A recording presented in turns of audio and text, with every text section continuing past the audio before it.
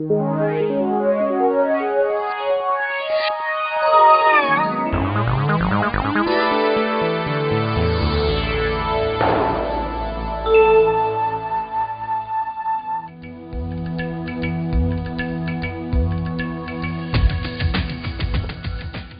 aula passada com o professor João foi sobre o conceito de liberdade. Vimos uma maneira de distinguir causas e razões. A razão é que determina todas as nossas ações. E vimos o que é liberdade de arbítrio. Vamos dizer então que a liberdade é a escolha psicológica, livre e consciente. Uma boa aula.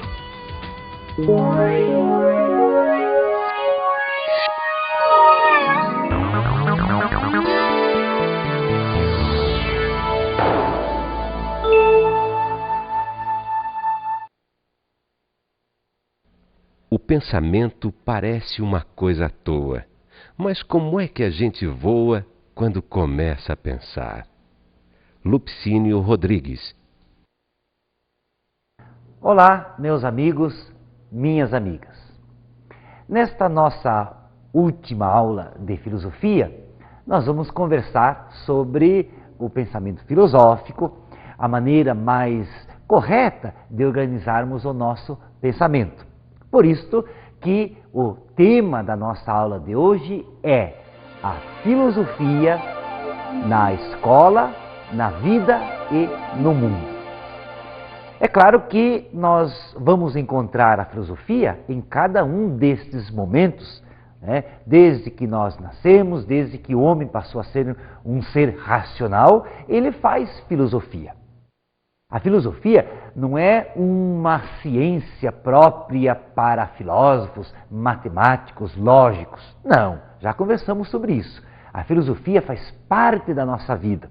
Claro que na escola, como é um lugar próprio da ciência, de investigação, de estudo, ela aparece mais frequentemente. E por que nós conversamos e falamos mais de filosofia na escola? Isto porque nós lemos diversos textos, nós organizamos o nosso pensamento de uma maneira mais formal. No entanto, na vida concreta, no nosso diálogo de todo dia, no bate-papo com os amigos, até numa conversinha de boteco, tomando uma cervejinha, nós fazemos filosofia. Veja no texto aí do seu documento, do seu livro, que existe uma conversa, um debate filosófico dentro de um bar. Isto porque a filosofia faz parte da nossa vida. Tudo que nós conversamos, tudo que nós falamos, está sempre presente a filosofia. Agora, será que existe algum modo mais próprio, mais específico de fazer filosofia?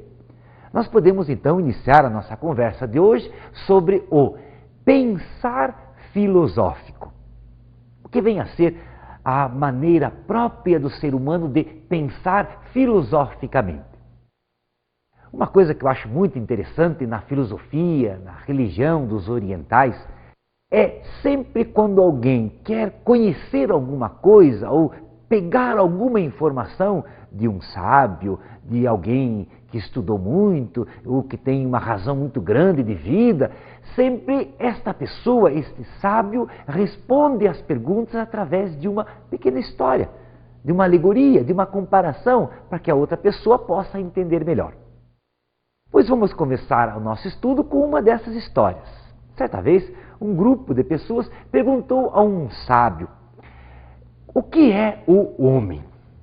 E ele respondeu que o homem é, na sua extrema sapiência, que o homem é um ser que tem dentro de si dois animais. Um dos animais é conduzido pelas paixões. Esse animal é irascível, violento, conduzido pelos instintos, responde sem pensar muito, responde imediatamente, age por instinto, é dominado pelas paixões. O outro animal age ao contrário, age mais racionalmente, é mais calmo, mais comedido na hora de falar, pensa na hora de dizer as coisas, age com calma, pensa uma, duas vezes antes de dizer alguma coisa. O O ser humano, então, tem dentro de si esses dois animais, a paixão e a razão. Foi daí que uma daquelas pessoas que estava perguntou para o mestre: e dentro de você, mestre, qual é o animal que está vencendo mais? Qual é o animal que te domina? O mestre, dentro de toda a sua calma e sapiência, diz: o animal que eu alimento. Isto é, aquele que eu mais alimento, aquele que eu dou mais razão, é aquele que vai me dominar. Nós não vamos conseguir separar na nossa vida, até porque não é justo, as paixões da razão. Não, as duas coisas se completam. Nós somos seres apaixonáveis, nós somos seres racionais. E como se fossem dois pratos de uma balança, um homem equilibrado é um homem que consegue manter esse equilíbrio entre o instinto e a razão. É claro que o pensar filosófico ele está mais ligado com as questões racionais. Mas essas questões racionais sempre analisando a paixão, o instinto, analisando as emoções. Então, o analisar racionalmente, o pensar filosófico, não é nada mais do que buscar as razões, buscar as justificativas pelas quais nós agimos. Por que falamos isso? Da onde vêm essas coisas? É como se um filósofo estivesse sempre com uma pergunta a ser respondida. Ou melhor, filósofo é aquele que não se contenta com as respostas. Ele sempre quer investigar alguma coisa a mais. E vou mostrar agora para vocês, ou esta aula inteira, de que a filosofia está presente no dia a dia e existem modos de pensar filosófico. Vamos ver alguns exemplos. Quando eu tenho, por exemplo, analiso um determinado medicamento, eu pego o medicamento e digo: como eu conheço este produto, posso dizer que ele é bom. Eu estou fazendo aí uma inferência, que é um pensar filosófico. Conheço esse medicamento e, pelo fato de eu conhecê-lo, posso dizer: ele é bom, pode usar. Estou fazendo uma inferência. Outro exemplo.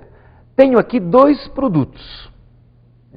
Estou fazendo, ao analisar esses dois produtos, uma exigência de coerência. Isto é, já que este produto aqui tem as características que o determinam como sendo um iogurte, logicamente, este aqui, se tiver as mesmas características, também pode ser classificado como um iogurte. É uma exigência de coerência. Já que uma coisa é assim, a outra necessariamente também deve ser assim. A terceira característica é conclusão sem contradição. Não pode haver uma contradição entre o que eu falo desse produto e a conclusão que eu vou tirar dele. Se eu falo desse produto, necessariamente deve ter as características que o identificam como tal. Não pode haver nenhuma contradição entre aquilo que eu falo desse produto e as suas características. É a conclusão que eu vou tirar disto. Isto é uma afirmação, é uma conclusão que eu tiro sem nenhuma contradição. A quarta característica é a conclusão a partir de conhecimentos suficientes. Eu posso dizer para você o seguinte: se eu afirmar que estes foram os grandes atletas do século, alguns deles, Pelé, Ayrton Senna, João do Pulo, Oscar Schmidt, estas afirmações estão de acordo com a conclusão. Dificilmente alguém vai negar isso. Agora, uma conclusão a partir de dados suficientes significa que eu vou ter que buscar a origem disto para provar a minha afirmativa. Por exemplo, um dos presidentes do Brasil foi deposto por um processo de impeachment. Só esta conclusão não vai me bastar para conhecer todo o fato em si. O que eu tenho que fazer? Voltar no tempo e estudar as causas, os motivos, as manifestações, a decorrência do que aconteceu no Congresso, na Câmara, para poder entender por que aconteceu isso com este presidente. Quer dizer, a conclusão que eu vou ter, eu vou precisar de conhecimentos que sejam suficientes para provar esta minha conclusão. Agora, esta é uma maneira que eu encontro para traduzir uma expressão que nós usamos muito, que significa, é lógico. Quando alguém convida para você para uma festa, você diz, mas é lógico que eu vou, não vou deixar de ir a essa festa. Ou você diz, é lógico que isto ia acontecer com ele, olha a vida dele. Ou você pode dizer, é lógico que eu vou comprar um carro, esse é o meu sonho. É lógico isto, é lógico aquilo. Nós usamos isso a todo instante, essa expressão. Portanto, esta é uma maneira que nós encontramos dentro da filosofia para poder pensar. Por isso que nós podemos analisar agora como pensar logicamente. A lógica é uma ciência que a filosofia estuda e é uma maneira de nós organizarmos o nosso pensamento. Termos razões, termos conclusões corretas para buscarmos a verdade mais evidente. E vou dar um exemplo bem simples agora, que acontece isso no dia a dia aí da sua escola. Um determinado dia, sempre quando os alunos sobem, quando termina o recreio, sobem as escadas para a sala de aula, sempre tem aquela turminha que não entra na sala de aula imediatamente. Ficam tudo ali na porta, batendo papo, e conversa aqui, conversa ali, esperando o professor chegar. E sempre tem lá um inspetor de alunos empurrando os alunos para dentro. Pois imagine a seguinte cena. Os alunos estão todos ali na porta, de repente lá vem o professor de química, de ciência, e entra na sala de aula, os alunos todos o acompanham. Quando o professor está dentro da sala de aula, um aluno levanta e diz, oba, hoje vamos ter aula no laboratório. Esta expressão vai causar a maior surpresa, mas como é que o tal do João sabe que hoje tem aula de química? Até o professor fica surpreso. Ele não contou para ninguém que hoje realmente ele ia ter aula de química no laboratório. E como é que o João soube disso? Para satisfazer a sua curiosidade, imediatamente o professor pergunta, ô João, como é que você sabe que hoje nós vamos ter aula de química no laboratório? O João diz, mas é evidente, professor. Eu analisei várias coisas. Por exemplo, você sempre quando vem dar aula aqui na sala de aula, você usa um guarda-pó azul. Hoje você veio com um guarda-pó branco. Sempre quando você usa o guarda-pó branco, é porque nós vamos no laboratório. Outra característica, quando nós vamos ao laboratório, você sai da sala dos professores antes do que todos os outros. Passa na secretaria para pegar a chave do laboratório. E eu observei isso na aula de hoje. Outro, hoje você está acompanhado por um estagiário. Sempre quando nós vamos no laboratório, você é acompanhado por um ou dois estagiários. E uma outra característica, sempre quando você carrega esse aparelho de CD, é porque nós vamos no laboratório, porque você gosta de colocar uma musiquinha enquanto nós trabalhamos. O professor fica surpreso com os indícios que levaram João a tirar essa conclusão. E, felizmente, todos vão ter aula hoje no laboratório. Claro que no caminho do laboratório, toda a turma vai comentando sobre esse fato interessante e diz, é lógico que o João já sabia, ele está só querendo aparecer para o professor. É lógico que o João acertou no chute, ele não sabia disso. E outros alunos vão comentando no caminho. É lógico que o meu time é melhor do que o seu. É lógico que a Mariazinha é a menina mais bonita da sala. É lógico que o João não é o menino mais bonito da sala. É lógico isso, é lógico aquilo. O que tem a ver a lógica com esse fato da sala de aula? O que aconteceu? João analisou o fato logicamente. Ele, para tirar essa conclusão, hoje vamos no laboratório, ele analisou vários indícios. A conclusão que ele tirou foi fundamentada em vários indícios. Por exemplo, o guarda-pó branco do professor, ele estar acompanhado de estagiários, ele passar na secretaria para para pegar a chave, ele a carregar junto um aparelho de CD. Todos esses indícios provam: hoje vamos ter aula no laboratório. João analisou este fato logicamente. Significa que ele usou todos os argumentos possíveis para provar para o professor e para a turma que ele estava pensando filosoficamente. E me diga se isso não acontece a todo momento. Os indícios que nós carregamos, todos eles servem para nós trazermos e ponderarmos o nosso processo de argumentação. Tudo aquilo que nós falamos, para provarmos, nós precisamos de usar de argumentos. Vamos usar um outro exemplo muito comum. Alguém chega e diz o seguinte: Maria vai passar de ano. E para provar isso, usa vários argumentos. É uma boa aluna, não perde aula, tira boas notas, conclusão óbvia, ela vai passar de ano. Ou alguém diz assim: Renan vai comprar a sua moto. Por que Renan vai comprar a sua moto? Vamos procurar os argumentos. Renan tem um bom emprego, Renan é econômico, Renan vai conseguir pagar as prestações tranquilamente, moto é um sonho do Renan. Portanto, todos esses argumentos são suficientes para provar que Renan vai conseguir comprar a sua moto. Isso acontece a todo momento. Nós usamos argumentos tentando provar alguma coisa. São os argumentos. Então nós temos, na hora de analisar os argumentos, fazer sempre uma relação entre razão e conclusão. Para que a conclusão seja verdadeira, as razões devem ser verdadeiras.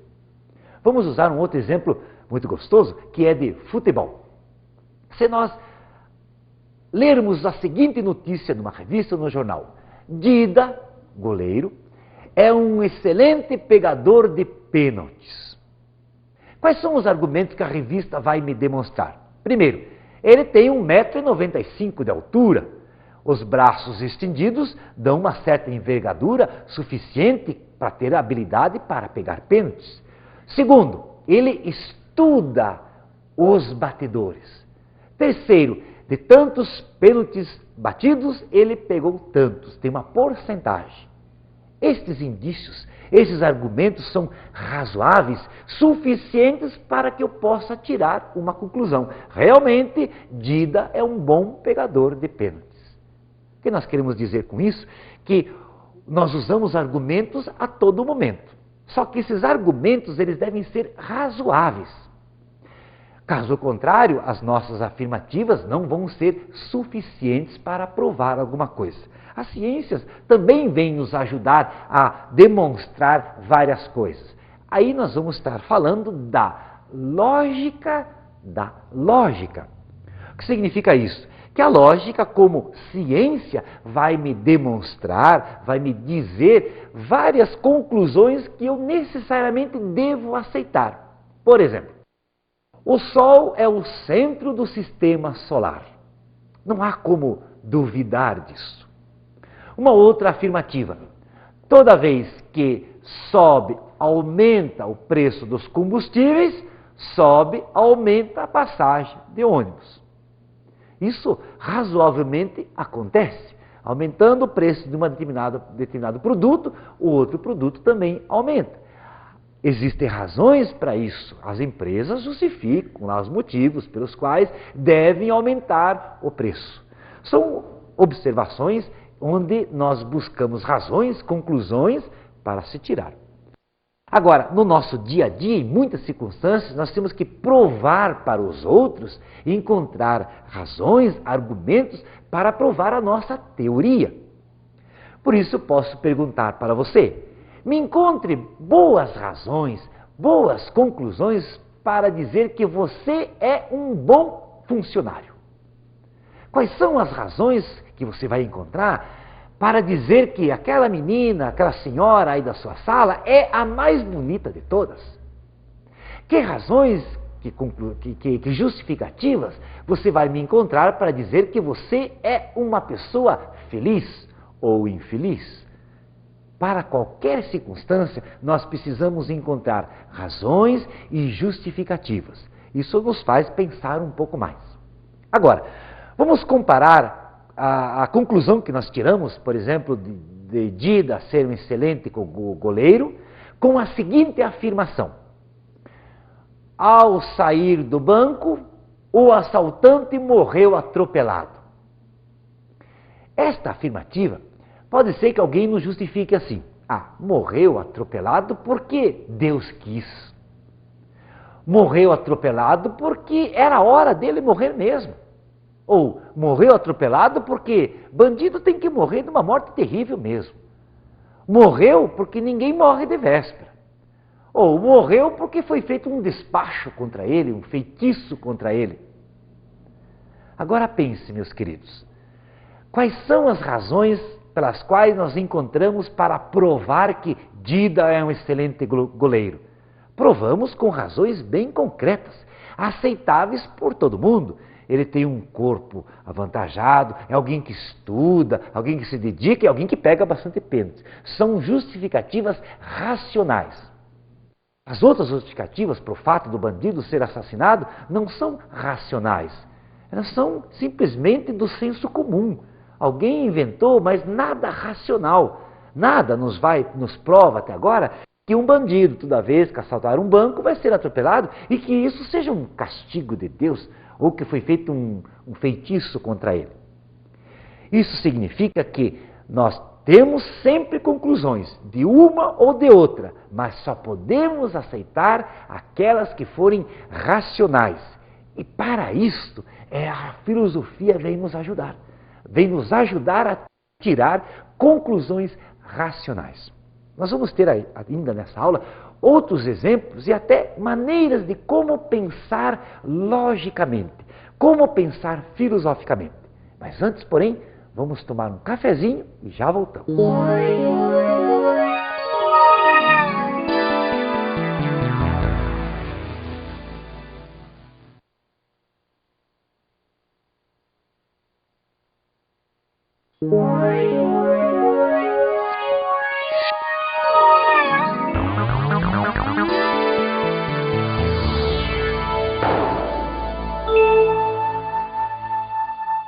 Voltando agora do nosso intervalo, vamos continuar a pensar filosoficamente.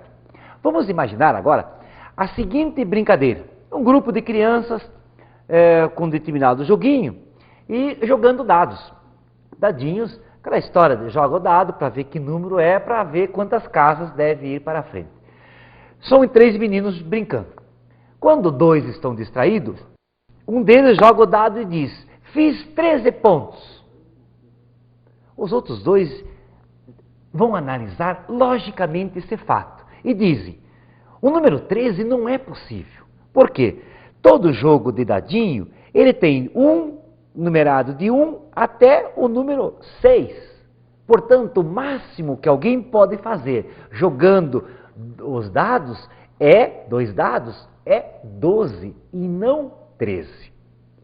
O que os 2 garotos fizeram? Fizeram uma análise lógica para provar que a sua conclusão era correta.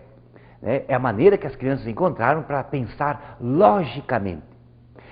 Assim, por exemplo, a gente poderia se perguntar, nós usamos muitas expressões durante o nosso dia a dia nas seguintes circunstâncias: se uma coisa, se, sempre aquela história do se.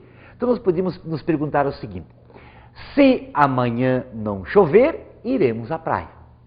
Se o carro do Rubinho não tivesse quebrado, ele teria ganho a corrida. Se eu tivesse tirado uma boa nota, eu passaria de ano. Quer dizer que sempre quando nós colocamos a seguinte afirmativa: se isto é verdade, logo aquilo também é. Você faz isso continuamente. Se isto é verdade, logo aquilo também é. Uma das primeiras pessoas que começou a se preocupar com o estudo da lógica, em organizar o pensamento logicamente, foi um filósofo grego chamado Aristóteles. Ele se preocupou não somente em estudar a natureza, mas como organizar o pensamento de uma forma lógica. E ele fez um estudo sobre o silogismo. E para nós estudarmos o silogismo, vamos sempre começar uma frase com as seguintes palavras: todos, nenhum ou algum. Por exemplo, todos os brasileiros são técnicos de futebol. Nenhum brasileiro é um técnico de futebol. Ou alguns brasileiros são técnicos de futebol. Todos os homens são seres racionais. João é um homem, logo, João é um ser racional. Então, nós vamos fazer agora um estudo entre a lógica e o silogismo. Lógica versus silogismo. Usando um exemplo muito comum. Algumas pessoas, ao verem escrito numa carteira de cigarro, crianças começam a fumar ao verem os adultos fumando, podem justificar da seguinte maneira: isto não é verdade. Eu sempre fumei na presença dos meus filhos e os meus filhos hoje em dia não fumam. Ele está encontrando razões para justificar uma coisa que pode não ser verdadeira. Uma outra justificativa, podemos ler no verso das carteiras de cigarro: fumar causa câncer no pulmão. E alguém pode justificar da seguinte maneira: isto não é verdade. Vejam bem, o meu pai fumou até 70 anos de idade e não morreu com câncer, ele morreu atropelado. Quer dizer, o que está afirmado aqui não é verdade. Um caso esporádico não vai justificar essa lei geral que isso pode causar. Ou uma outra pessoa pode dizer o seguinte: quem bebe água corre o sério perigo de morrer com câncer. Porque eu provei que todas as pessoas que morreram de câncer bebiam água. Veja então que não é pelo fato das pessoas tomarem água que irão necessariamente morrer de câncer. Quem estuda todos esses fatores não vai chegar necessariamente a esse conhecimento. Então, para termos conclusões, um estudo concreto e perfeito, nós temos que nos dedicar a estudar a lógica. A lógica é este instrumento que a filosofia usa para estudar, para determinar e tirar conclusões bem concretas. Vamos analisar um outro exemplo que é facilmente observável no dia a dia das leituras dos jornais e revistas. Por exemplo, a convocação da seleção brasileira para a disputa de uma Copa do Mundo. Vamos analisar logicamente. Quem criou todo o processo de pensamento lógico foi Aristóteles. No entanto, houve um outro filósofo chamado Euler, que ficou muito preocupado em ensinar uma princesa como analisar a lógica. E ele criou os célebres círculos de estudos de Euler. Nós conhecemos isso quando estudamos lá no ensino infantil ainda, a questão dos círculos de estudo. Quando nós analisávamos aquelas questões bem simples, antes até de estudarmos os princípios da matemática. Então vamos analisar logicamente, segundo os círculos de Euler, como analisar a seguinte afirmativa: a convocação da seleção brasileira. Vamos acompanhar. Então nós temos lá, num quadro nós vamos ter todos os jogadores de futebol do Brasil. Então aqui estão incluídos mais de 3.000 e poucos jogadores. Todos estão incluídos nesta classe. No entanto, dentre todos os jogadores de futebol, alguns, 23, 22 jogadores são convocados. Então os jogadores convocados pertencem a esta classe maior de todos os jogadores. Ok? Agora, nós vamos analisar a seguinte circunstância agora. De todos os jogadores que foram convocados, Rivaldo é um deles. Rivaldo é um, os outros jogadores convocados são outros, aqui eles fazem parte de um grupo e pertencem a um outro grupo muito maior ainda, que são de todos os jogadores de futebol. Uma outra característica, nós temos aqui todos os jogadores de futebol, temos aqui aqueles que foram convocados, e fora desse quadro nós vamos encontrar Romário é um jogador que não foi convocado. Ele está fora desse quadro que é dos jogadores convocados. Esses círculos de estudos de Euler servem exatamente para a gente analisar quando vamos estudar as palavras todos, nenhum ou algum. Até para termos conclusões bem concretas, óbvias, sem dúvida nenhuma. Agora, vamos ampliar o nosso estudo pensando o seguinte: todos os jogadores de futebol são pessoas saudáveis.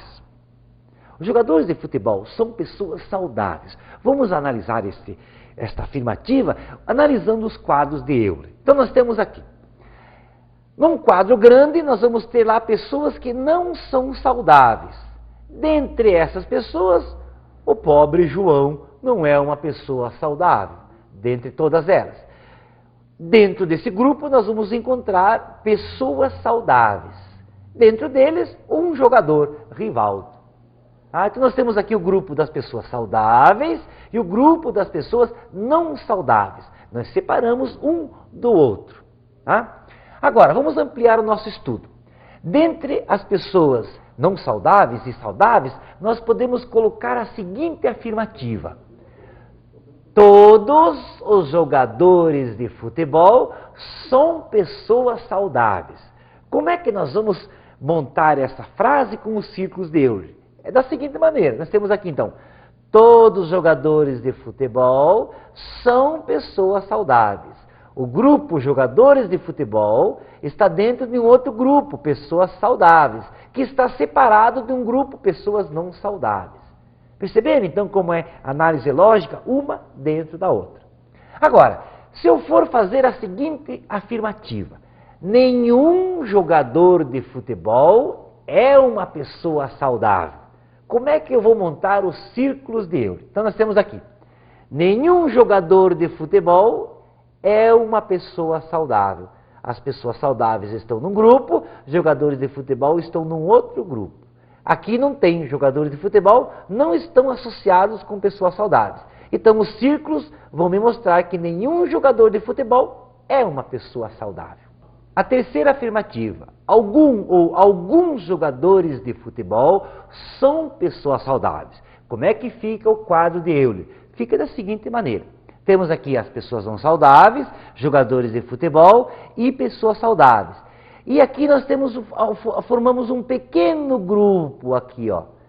São jogadores de futebol, pessoas saudáveis.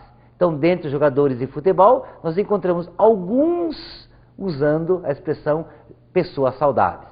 Ou podemos usar até nenhum dos jogadores de futebol é uma pessoa saudável. Aí o quadro de jogadores de futebol vai estar separado de pessoas saudáveis. Então, nós usamos a expressão todos, nenhum ou algum, exatamente para nos ajudar a pensar e montar uma frase logicamente correta. Quero dizer com tudo isso de que a filosofia, a lógica, vem nos ajudar a pensar logicamente. Esta é uma maneira que a filosofia encontrou para que as pessoas, quando forem justificar as suas ações, forem dar razões, forem prestar argumentos, sejam muito mais facilmente compreendidos pelos outros.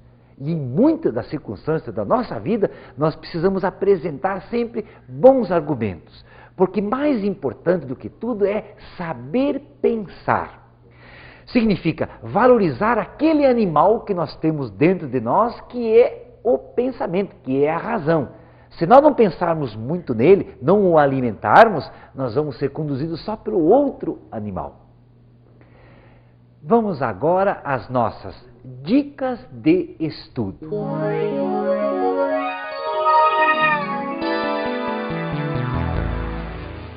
A dica de hoje é muito simples. Eu quero que você pegue a seguinte ou as seguintes afirmações e monte os círculos de Euler com as seguintes afirmativas: os homens da minha sala de aula são bonitos. As mulheres da minha sala de aula são bonitas. Coloque esta afirmativa dentro dos círculos de Euler e faça um estudo para ver que conclusão interessante. Lembre, toda vez você vai precisar colocar com todos, com nenhum ou com algum. Todos os meninos da minha sala são bonitos, alguns meninos da minha sala são bonitos, nenhum menino da minha sala é bonito. E monte os círculos de Euler. Antes de nos despedirmos, eu queria deixar uma pequena mensagem para você. E a mensagem, ela é o seguinte. Um menino, fazendo uma tarefa um dia na escola, desenhou o pai, desenhou a mãe e ele do lado. E disse para a professora: professora, veja que coisa linda que eu fiz a minha família. Ela olhou e disse: parabéns, filho, está muito bonita. Aí ele pegou um lápis vermelho, circulou a família e disse para a professora: professora, como é que se escreve? Oh, menino, por favor, eu tenho 30 alunos para atender, espere sua vez, depois eu te digo o que você quer escrever. Não deu tempo na aula de escrever. Aí ele foi para casa. A mãe fazendo o almoço, mexendo nas panelas, etc. E ele perguntou: mãe, veja que desenho bonito que eu fiz. Fiz o papai, fiz você e fiz eu. Mãe, ela olhou e disse: que bonito, filho, parabéns. Como é que se escreve? Ó, filho, eu não posso te atender agora. Você sabe que o teu pai, na hora que chega do almoço, ele quer a mesa pronta, ele não tem tempo. Então é o seguinte, espere, depois do almoço a gente tem tempo, a gente vê isso. Não deu tempo depois do almoço de fazer isso. À noite, quando o pai chegou, o menino mostrou o desenho para o pai e disse: pai, olha que bonito que eu fiz. Fiz você, a mamãe e eu. Agora eu quero escrever. Filho, espera um pouco. Deixa eu ler meu jornal, deixa eu ler a novela, acompanhar a televisão. Depois eu mostro para você. E naquela noite não deu tempo de ver mais nada com o filho. Passaram-se mais de 30 anos. E aquele menino, agora casado, tem uma menina. E ela um dia chega de casa e diz para o pai: pai, veja que desenho que bonito que eu fiz. Eu desenhei você, desenhei a mamãe e eu. Nisso, o pai lembrou-se do fato de que aconteceu a mesma coisa com ele quando era pequeno. E por uma incrível coincidência, a menina pegou um lápis vermelho, circulou a família e perguntou para o pai: pai, como é que se escreve amor?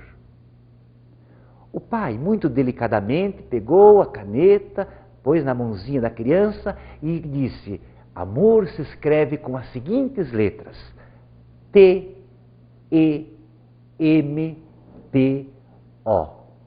Se escreve tempo. O que eu desejo realmente é de que o tempo seja todo seu e que nesse tempo todo você cresça muito mais.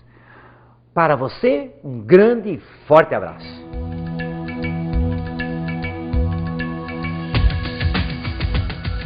Na aula de hoje, vimos como o pensamento lógico está presente em nosso dia a dia. Não é preciso ser um filósofo, um matemático, um lógico para pensar. Todos podemos pensar logicamente, pensar filosoficamente. Observamos que o importante numa discussão é o poder de argumentação. Significa que toda vez que queremos argumentar bem, nós pegamos todos os indícios e, através de razões, nós vamos tirar sempre conclusões óbvias, claras, evidentes. Razão e conclusão sempre devem estar unidos. E vimos que o pensamento lógico possui regras. Aristóteles foi o primeiro a se preocupar com a lógica, mas todos nós podemos dominá-la. Basta gostar e começar a estudar lógica. Bons estudos!